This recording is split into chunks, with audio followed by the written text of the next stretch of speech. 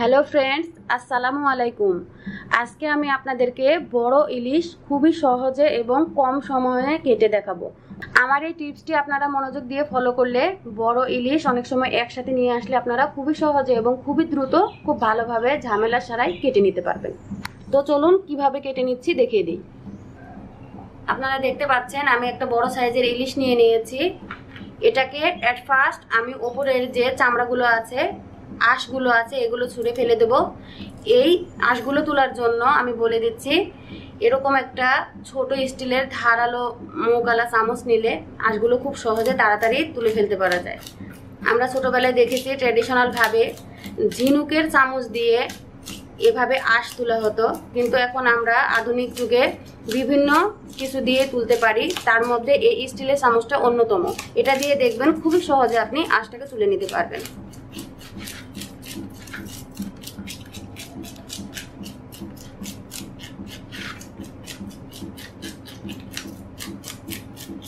আমাদের খেয়াল রাখতে হবে এদিকের আঁশগুলো খুব সহজে উঠে যায়, কিন্তু সাইডগুলোতে একটু সময় লাগে। সেক্ষেত্রে আমরা একটু বাঁকা করে এভাবে চামচটা আস্তে করে আলতোভাবে চাপ দিলেই উঠে যাবে। আর এই সাইডগুলো, এই যে লেজের কাছে, এখানে অনেক আঁশ থাকে, অনেক সময় আমরা ছুললেও একটু একটু থেকে যায়। এক্ষেত্রে এভাবে করে নিয়ে একটু যদি আপনারা ছিলে নেন তাহলে সব আঁশগুলো উঠে যাবে। আর একটু বলছি, মাথার কাছের আঁশগুলো একটু শক্ত শক্ত থাকে, টাইট, খুবই ঘন থাকে। এগুলোকে আপনারা খুব ভালোভাবে এভাবে পরিষ্কার করে নেবেন। এই দেখুন আঁশগুলো উঠে একেবারে পরিষ্কার হয়ে গেছে। এটাকে আমি এখন একটু ভালোভাবে ধুয়ে নিচ্ছি।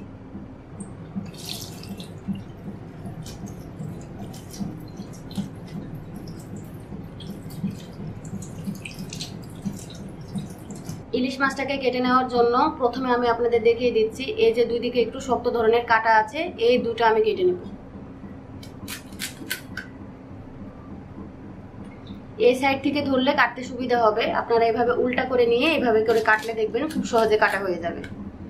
এখন তার নিচে আর একটা কাটা আছে, দুই সাইডে আছে, এটাকেও আমি কেটে নিচ্ছি। এটাও নিচের দিক থেকে কাটবেন। হয়ে গেছে। এখন আমি ইলিশটাকে এভাবে করে ধরে মাথাটা আগে আলাদা করে নেব।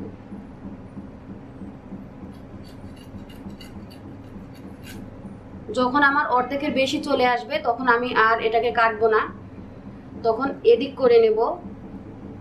এই টিপসটা আপনাদের বলে দিচ্ছি কারণ মাছের মধ্যে অনেক সময় ডিম থাকে, ডিমটা কেটে যায়। আমরা আস্ত ডিম যদি বের করতে চাই তাহলে এভাবে কাটলে দেখবেন কোনো সমস্যা ছাড়াই খুব ভালো করে কেটে নিতে পারবেন।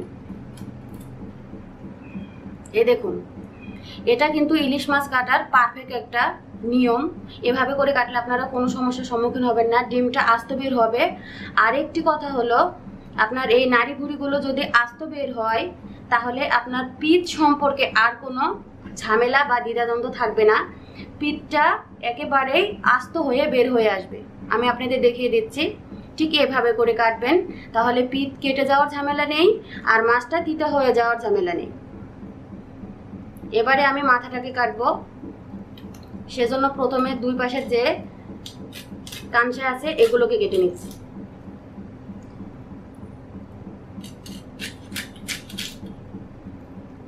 দেখুন আমি দুই সাইডে কেটেছি, কিন্তু চোখ দুটো এর ভিতরে আছে। এখন আমি ঠিক এভাবে করে ধরে মুখের কাছে একটু বাড়িয়ে নিয়ে ভিতরে দুই দিকে দুই আঙ্গুল দিয়ে একটু বের করে নিলেই ফুলকাটা বেরিয়ে আসবে। এখন এখান থেকে কেটে দিচ্ছি। দেখুন পরিষ্কারভাবে চলে এসেছে। এখন আমি এই জায়গাটাকে আলাদা করার জন্য এখানে একটু কেটে নিচ্ছি। হয়ে গেল। আমি এভাবে করে ইলিশ মাছ কাটি। আপনাদের কাছে হয়তো সহজ মনে হবে যদি আপনারা এভাবে কাটেন। এর ভিতরে যে অপ্রয়োজনীয় নোংরা থাকে সেগুলোকে আমি বের করে ফেলেছি। এবারে যে অংশটি আছে এটাকে আমি এখান থেকে কেটে নেব জাস্ট। এটা আপনারা রাখতেও পারেন, আবার ফেলেও দিতে পারেন। আমি রেখে দিয়েছি। এখন আমি এখানে থেকে একটা টুকরা করে নিচ্ছি। এই দেখুন, এভাবে করে যখন আমরা মাছ কাটবো, বড় মাছের আমরা এখান থেকে দুটা পার্ট করি। এ সময় আমি মাঝখানে থেকে লম্বা লম্বা একটা টুকরা করে নিচ্ছি। দেখুন কত সহজে খুব কম সময়ে ইলিশ মাছটি আমি কেটে নিচ্ছি। আর যে আমি টুকরাগুলো করব এগুলো একটু মোটা মোটা হবে, তাহলে খুব ভালো হবে। এটা সহ আসলে দেখতে অনেক ভালো লাগে।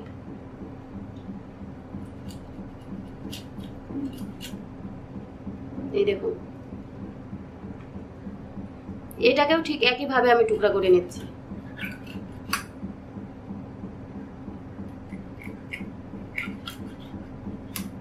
এই মাঝখানের অংশটাও কাটা শেষ।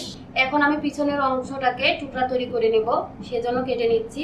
এটা ডাইরেক্ট এভাবে কেটে নেব, কারণ এটাকে আস্তে আস্তে রাখবো। শেষের দিকে একটু কম লম্বা থাকে বিদায় এটাকে আমি দুই টুকরো করব না।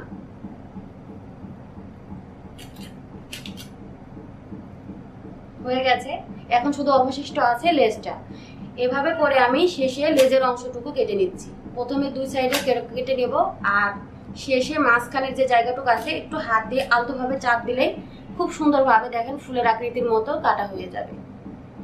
তো ইলিশ মাছ কাটা ঝামেলা আপনারা আর পোহাবেন না, আর কোনো বর আশায় বসে থাকবেন না বেশি ইলিশ কাটার জন্য। বড় ইলিশ বেশি হলেও খুবই সহজে আপনারা কেটে নিতে পারবেন। কেটে নেওয়া শেষ। এখন আমি মাছগুলোকে ধুয়ে নিচ্ছি। আমি মাছগুলোকে ধুয়ে নেওয়ার জন্য ছিঁকে নিয়ে নিয়েছি। এখন এটাকে ভালোভাবে ধুয়ে নিচ্ছি। ইলিশ মাছ খুবই ঘষে পরিষ্কার করার কোনো প্রয়োজন হয় না। এটা খুব ভালোভাবে 2 থেকে 3 বার ধুলেই একেবারে পরিষ্কার হয়ে যায়। আমি এখানে একটা জিনিস আপনাদের দেখিয়ে দিচ্ছি। এই মাথাটা পরিষ্কার করার সময় আমাদের খেয়াল রাখতে হবে, এখানে ফুলকাগুলো বের হওয়ার পরেও কিছু অপ্রয়োজনীয় অংশ থেকে আমরা হাত দিয়ে ফেলে দেব। আর ঠিক পিছনের যে জায়গাটা আছে এখানে দেখা যায় একটু রক্ত জমাট বাঁধার মতো থাকে। আমি উপর থেকে একটু চাপ দিয়ে এই রক্তটাকে বের করে দেবো। দেখুন, বৃদ্ধাঙ্গুলি দিয়ে আপনি যদি একটু চাপ দেন অনেকখানি রক্ত বের হবে। এটা কিন্তু অনেক সময় মাছের মধ্যে থেকে যায়, এটা খাওয়া আমাদের জন্য কিন্তু ক্ষতি। বের করে নেওয়া হয়ে গেছে। এখন আমি এটাকে পরিষ্কার করে ধুয়ে নিচ্ছি। আপনারা দেখে নিয়েছেন আমার এই ভিডিওটি, আমি কত সহজে কেটে নিয়েছি বড় ইলিশটাকে।